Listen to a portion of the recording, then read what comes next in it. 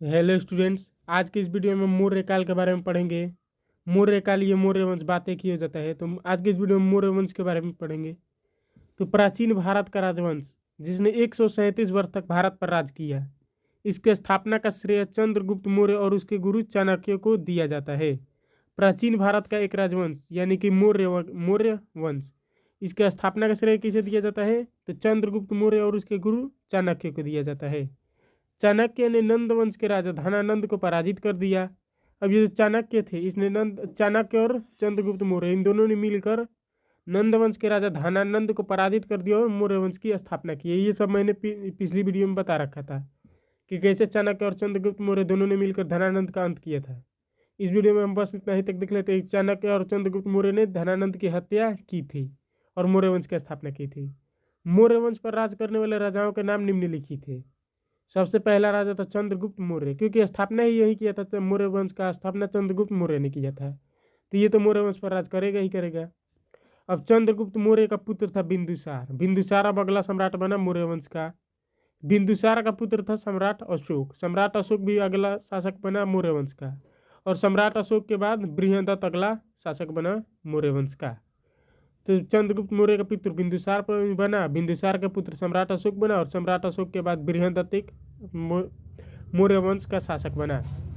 तो एक एक करके चलिए राजाओं का भी देख लेते हैं। सबसे पहले चंद्रगुप्त मौर्य के बारे में पढ़ेंगे, बिंदुसार, सम्राट अशोक, बृहदत्त, इन सब के बारे में देख लेते हैं। तो चलो देखते हैं सबसे पहले चंद्रगुप्त मौर्य के बारे में। अब देखो, सबसे पहला राजवंश राजा चंद्रगुप्त मौर्य के बारे में देख लेते हैं। तो चंद्रगुप्त मौर्य 322 ईसा पूर्व में राजा बना। चंद्रगुप्त मौर्य 322 ईसा पूर्व में राजा बना और 298 ईसा पूर्व तक रहा। तो देखो समझते हैं। चंद्रगुप्त मौर्य के गुरु और प्रधानमंत्री चाणक्य थे। चंद्रगुप्त मौर्य के गुरु और प्रधानमंत्री चाणक्य थे। 322 ईसा पूर्व में चंद्रगुप्त मौर्य गद्दी पर बैठा। 322 ईसा पूर्व में चंद्रगुप्त मौर्य गद्दी पर बैठा।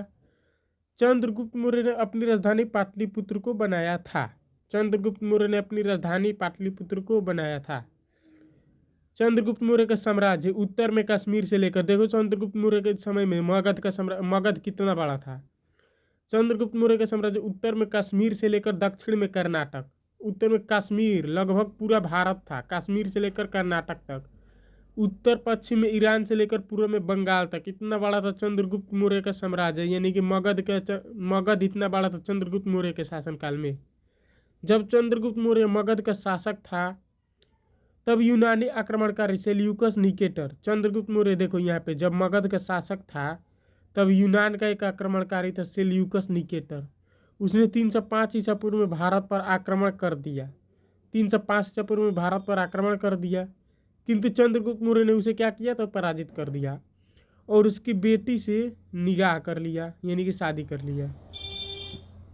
यहाँ पे कार्नेलिया, उसकी बेटी कार्नेलिया से निगाह कर लिया, और बेटी से निगाह करेगा तो दहेज में लेगा कुछ, तो दहेज में ले लिया एरिया, आराकोसिया, जेड्रोसिया तथा पेरिस्पेनिया नामक क्षेत्र ले लिया। ये उस समय के क्षेत्र थे, एरिया, आराकोसिया, जेड्रोसिया तथा पेरिस्पेनिया। वर्तमान में ये क्षेत्र पड़ जाते हैं अफगानिस्तान और पाकिस्तान में। ये पूरा अफगानिस्तान और पाकिस्तान का जो क्षेत्र है इसे कहते थे एरिया, आराकोसिया, जेड्रोसिया तथा पेरिस्पेनिया। ये अफगानिस्तान और पाकिस्तान में ही बसता है। तो अब आगे देखते हैं। अब देखो, चंद्रगुप्त मौर्य ने भी कहा मानने वाले थे। चंद्रगुप्त मौर्य इतने बड़े राजा थे।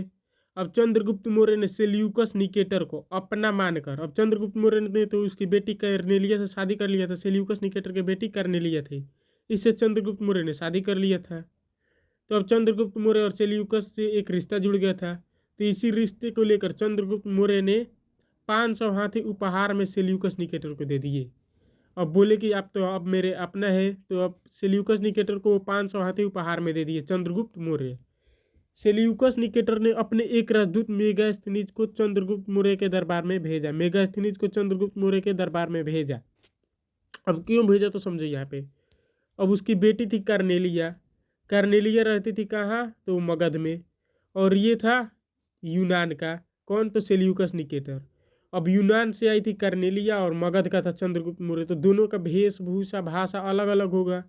तो उसी कर्नेलिया को भाषा को समझाने के लिए आया था मेगास्थनीज कि कर्नेलिया क्या कह रही है। वो तो चंद्रगुप्त मौर्य समझ नहीं पाएगा, कर्नेलिया की भाषा अलग होगी और चंद्रगुप्त मौर्य की भाषा अलग होगी। कर्नेलिया अलग तरीके से अपने जीवन जिएगी और चंद्रगुप्त मौर्य अलग तरीके से अपने जीवन जिएगा। तो इसी को मेंटेन करने के लिए आया था मेगास्थनीज। और मेगास्थनीज आएगा तो अब तो वो चुपचाप बैठेगा नहीं, बस इतना ही तक वो नहीं करेगा कि वो समझाते रहेगा। वो आया और चंद्रगुप्त मौर्य के दरबार में अपनी एक पुस्तक थी इंडिका की भी रचना की। तो मौर्य वंश की सर्वाधिक जानकारी चाणक्य के अर्थशास्त्र से मिलती है। लेकिन मौर्य वंश का हालांकि सर्वाधिक जानकारी तो चाणक्य के अर्थशास्त्र से मिलती ही है, लेकिन ये मौर्य वंश की एक जानकारी मिलती है इंडिका से भी। तो इंडिका को भी तो इग्नोर नहीं किया जा सकता है। वर्तमान समय में यदि इतिहास का पता लगाना है तो इंडिका को भी तो पढ़ना पड़ेगा। तो इतिहासकारों के लिए इंडिका भी एक महत्वपूर्ण ग्रंथ बन जाता है। हालांकि अर्थशास्त्र से भी मौर्य वंश की जानकारी मिलती है।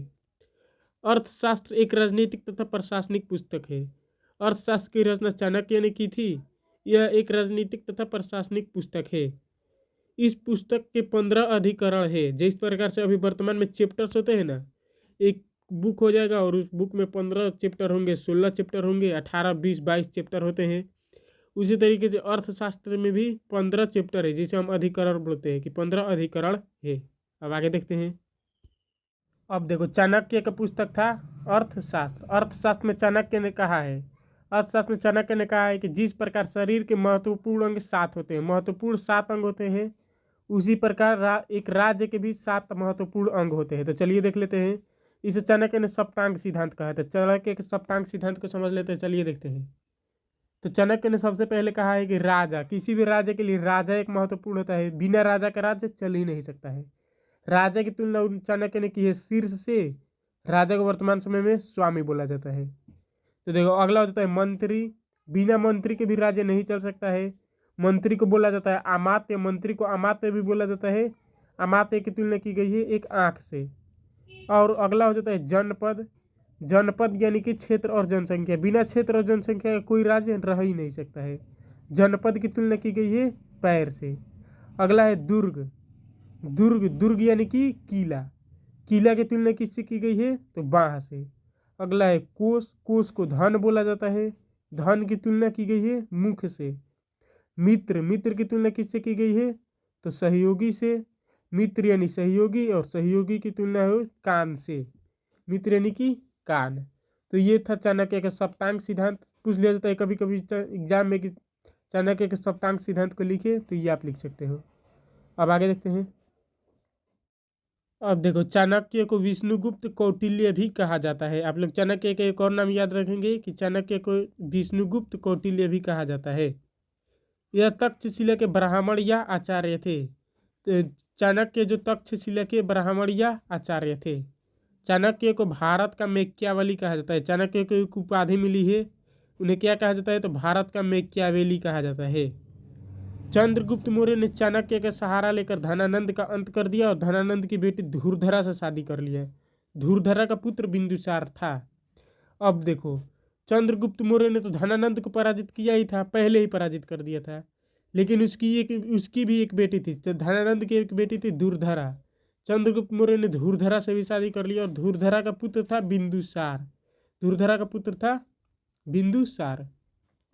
तो चंद्रगुप्त मौर्य ने 2 शादियाँ की थी। सबसे पहली शादी की थी धूर्धरा से और दूसरी शादी की थी कर्नेलिया से। तो अब धूर्धरा का पुत्र था बिंदुसार। तो मगध का अगला शासक बना बिंदुसार। चंद्रगुप्त मौर्य की मृत्यु हो गई थी 298 ईसा पूर्व में। चंद्रगुप्त मौर्य की मृत्यु हुई 298 ईसा पूर्व में, और 298 ईसा पूर्व में ही बिंदुसार अगला शासक बना चंद्रगुप्त मौर्य के बाद। तो अब बिंदुसार के बारे में समझ लेते हैं। तो देखो, बिंदुसार के पिता का नाम है चंद्रगुप्त मौर्य और माता का नाम है धूर्धरा। अभी अभी तो हमने समझा था कि धूर्धरा का ही पुत्र बिंदुसार था और चंद्रगुप्त मौर्य इसके पिता है।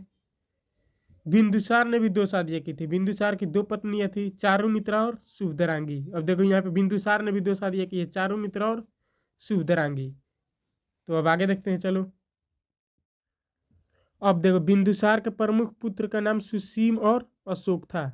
बिंदुसार के जो प्रमुख पुत्र थे वो सुसीम और अशोक थे। अब यहाँ पे प्रमुख पुत्र का क्या अर्थ है? देखो, हाँ, ऐसा माना जाता है कि बिंदुसार के 100 पुत्र थे। बिंदुसार के कितने पुत्र थे? तो 100 पुत्र थे। अब ये 100 पुत्र केवल चारुमित्र और शुभदरांगी से तो आए नहीं होंगे। इनमें से बहुत सारे नाजायज पुत्र थे, और इसके जो बिंदुसार के प्रमुख पुत्र थे वो थे सुसीम और अशोक। तो इन्हीं दोनों के बारे में हमें देखना होगा। तो चलो देखते हैं।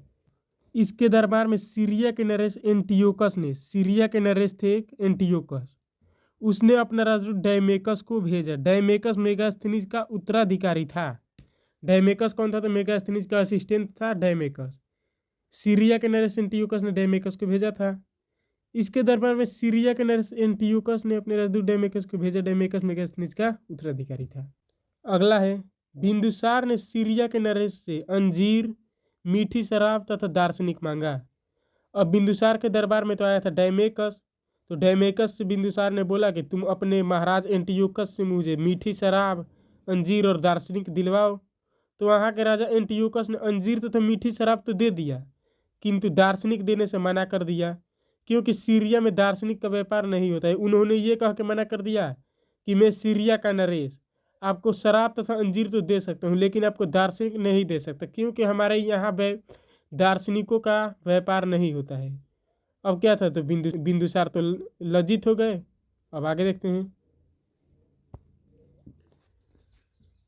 अब आगे है, बिंदुसार के समय तक्षशिला यानी कि कश्मीर, ये भी एक मगध का ही हिस्सा था, यहाँ पर विद्रोह हुआ। उस समय तक्षशिला का राजकुमार सुसीम था। बिंदुसार का बड़ा बेटा सुसीम था। तक्षशिला का राजकुमार बिंदुसार का बड़ा बेटा कौन था? तो सुसीम था, जो विद्रोह को दबाने में असफल रहा। अब कश्मीर में रहता था सुसीम। सुसीम तो विद्रोह को दबा नहीं पाया, तो बिंदुसार ने अपने छोटे पुत्र अशोक जो उस समय अवंती का राज्यपाल था, ये मध्य प्रदेश का राज्यपाल हुआ करता था, उसे विद्रोह दबाने के लिए तक्षशिला भेजा। अशोक ने क्रूरतापूर्वक विद्रोह को दबा दिया। उसने सारे लोगों को जो विद्रोह कर रहे थे उस सभी लोगों को कटवा दिया। अशोक गया वहाँ पे, सभी लोगों को कटवा दिया और विद्रोह को दबा दिया। अब एक और कॉन्सेप्ट है, यहाँ पे समझो। यह अपने शासनकाल में कोई नया प्रदेश नहीं जीता और ना ही इसके शासनकाल में मगध का किसी भी तरीके से विस्तार हुआ।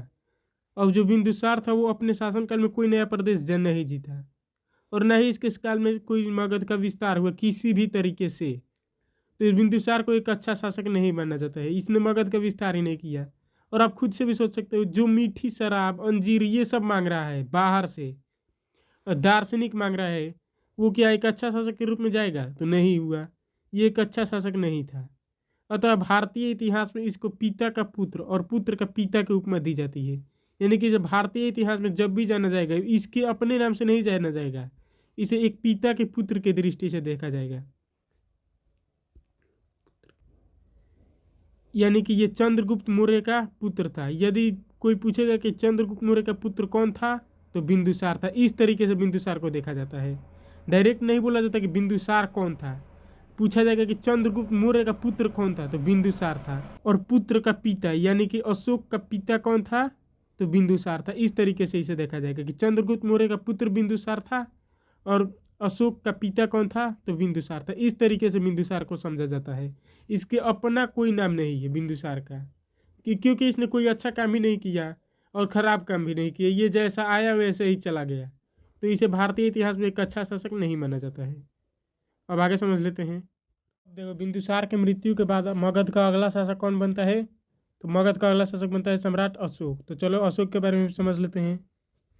तो अशोक 269 ईसा पूर्व में महाराज बना और 232 ईसा पूर्व तक मगध का शासक रहा। तो चलो देख लेते हैं। बिंदुसार के बाद मगध का सम्राट अशोक बना। बिंदुसार के बाद मगध का सम्राट अशोक बना। इसके पिता का नाम बिंदुसार तथा माता का नाम शुभद्रांगी था। आगे देखते हैं। बौद्ध ग्रंथ के अनुसार अशोक ने राजा बनने के लिए अपने 99 भाइयों की हत्या किया था। अब देखो, बिंदुसार के तो थे 100 पुत्र और अशोक था उसमें से सबसे छोटा। लेकिन पहले होता क्या था कि सबसे बड़े पुत्र को महाराज बनाया जाता था और अशोक था सबसे छोटा। इसलिए अशोक ने स्वयं सम्राट बनने के लिए अपने 99 भाइयों की हत्या की थी। 269 ईसा पूर्व में अशोक ने अपना राज्याभिषेक कराया। 269 ईसा पूर्व में अशोक ने राज्याभिषेक कराया, यानी कि वो मगध का सम्राट बना। राज्याभिषेक के 8वें वर्ष इसने मतलब राज्याभिषेक कराया। मगध के सम्राट जब बना उसके 8वें वर्ष कलिंग पर आक्रमण किया तथा कलिंग की राजधानी तोसली पर अधिकार कर लिया। अब कलिंग की राजधानी तोसली पर अधिकार करेगा। अब राजधानी जीत लिया तो वो उस क्षेत्र को जीतने में क्या है, तो कलिंग की राजधानी तोसली और कलिंग दोनों को ही अपने कब्जे में ले लिया और मगध में मिला लिया। अब आगे समझते हैं।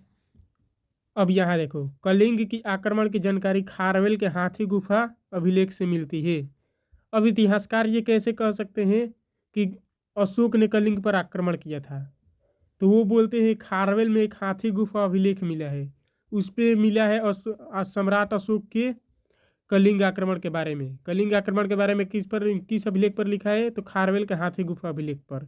हाथी गुफा अभिलेख के तहत कलिंग आक्रमण के दौरान कलिंग का राजा कौन था? तो नंदराज था। हाथी गुफा अभिलेख में यह भी लिखा है कि कलिंग पर जब सम्राट अशोक ने आक्रमण किया उस समय नंदराज था कलिंग का राजा। अब आगे देखते हैं। कलिंग विजय में भीषण नरसंहार को देखकर अशोक का हृदय परिवर्तित हो गया। अब जब कलिंग को विजय किया कौन? तो सम्राट अशोक। तो उसमें भीषण नरसंहार हुआ बहुत। तो इसे देखकर अशोक का हृदय परिवर्तित हो गया और वो एक बहुत ही क्रूर राजा था और वो क्रूरता को छोड़कर अपने युद्ध नीति को ही त्याग दिया और वो क्रूर राजा से एक अच्छा राजा बन गया, युद्ध नीति को त्याग दिया और भेरी घोष के स्थान पर धम्म घोष की स्थापना किया। देख सकते हो कि अब वो सुधर गया और भेरी घोष के स्थान पर धम्म घोष की स्थापना क्यों सुधरा? तो कलिंग विजय तो वो किया लेकिन वहाँ पर बहुत ज़्यादा नरसंहार हुआ जिसे अशोक देख नहीं पाया और सुधर गया। कलिंग आक्रमण के बाद अशोक ने बौद्ध धर्म अपना लिया। कलिंग आक्रमण के बाद अशोक ने कौन सा धर्म अपनाया? तो बौद्ध धर्म अपनाया। बौद्ध धर्म अपनाने की प्रेरणा अशोक को उसके भतीजे निग्रोथ ने दी थी। अब कौन बोला था अशोक को कि आप बौद्ध धर्म अपना लीजिए? तो उसके भतीजे निग्रोथ ने। आगे देखते हैं। अब आगे है सम्राट अशोक शुरुआत में ब्राह्मण धर्म मानता था। अब देखो सम्राट अशोक जो है शुरुआत में ब्राह्मण धर्म मानता था परंतु बाद में बौद्ध धर्म अपना लिया। किसके कहने पर? तो निग्रोथ के कहने पर। अशोक का बौद्ध धर्म उसका व्यक्तिगत धर्म था। अशोक का बौद्ध धर्म उसका व्यक्तिगत धर्म था। यहाँ पे आप देखो व्यक्तिगत धर्म था। उसने कभी भी इस धर्म को राजकीय धर्म ने घोषित नहीं किया। उसने व्यक्तिगत धर्म था। अशोक का ये जो बौद्ध धर्म था व्यक्तिगत धर्म, तो उसने राजकीय धर्म इसे कभी घोषित ही नहीं किया। यानी कि वो नहीं चाहता था कि पूरे राज्य के लोग बौद्ध धर्म ही अपनाए। वो एक अच्छा राजा बन गया था। किंतु अशोक बौद्ध धर्म को संरक्षण देता था। वो बौद्ध धर्म को संरक्षण देता था। वो बौद्ध धर्म तो व्यक्तिगत धर्म अपनाया ही था और साथ ही संरक्षण भी देता था बौद्ध धर्म को। कहीं बौद्ध धर्म से स्कूल बना दिया बौद्ध धर्म के लिए, कहीं बौद्ध धर्म का मंदिर बनवा दिया, भगवान बुद्ध की कहीं मूर्ति खड़ा कर दिया। वो बौद्ध धर्म का संरक्षण देता था। अशोक ने बौद्ध धर्म के प्रचार प्रसार के लिए अपने बेटे महेंद्र और बेटी संघमित्रा को श्रीलंका भेजा। अशोक ने बौद्ध धर्म के प्रचार प्रसार के लिए अपने बेटा महेंद्र और बेटी संघमित्रा को श्रीलंका भेजा। इसके बेटे और बेटी का आपको नाम याद रखना है। तो आज का ये वीडियो हमारे यहीं तक था। आगे के वीडियो अभी सम्राट अशोक के बारे में और पढ़ना है क्योंकि इसने अभी धम्म की स्थापना किया था। धम्म को अभी देखा ही नहीं है। अशोक के अभिलेख को हमने नहीं देखा है। चंद्रगुप्त मौर्य के भी अभी बहुत सारे कॉन्सेप्ट को हमने छोड़ा है क्योंकि हमें इसमें बस इंट्रोडक्शन देना था मौर्य काल का। अब आगे के वीडियो में एक एक करके देखेंगे। चंद्रगुप्त मौर्य के बारे में डिटेल्स देखेंगे, बिंदुसार के बारे में देखेंगे। सम्राट अशोक तो एक बहुत ही लंबा कॉन्सेप्ट चलता है। कम से कम ये 5 से 6 वीडियो में खत्म होगा हमारा टॉपिक। तो इस वीडियो में इतना ही तक। मिलते हैं नेक्स्ट वीडियो में। तब तक के लिए धन्यवाद।